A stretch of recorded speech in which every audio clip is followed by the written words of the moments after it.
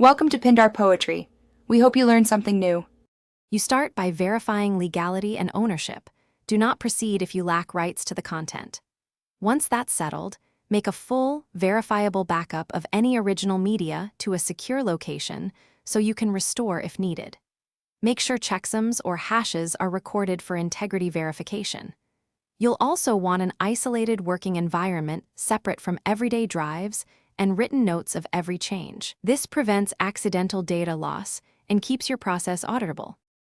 Next, prepare by organizing your files and planning outcomes rather than jumping straight to manipulation.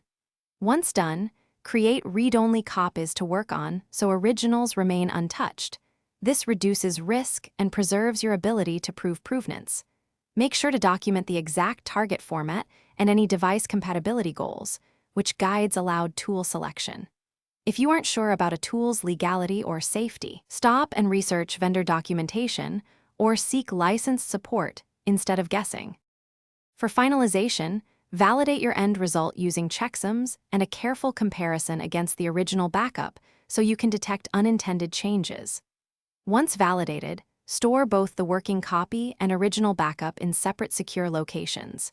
If you encounter corruption or incompatibility, stop immediately and restore from backups. Don't attempt experimental fixes that risk permanent damage. If problems persist, consult official manufacturer support or reputable licensed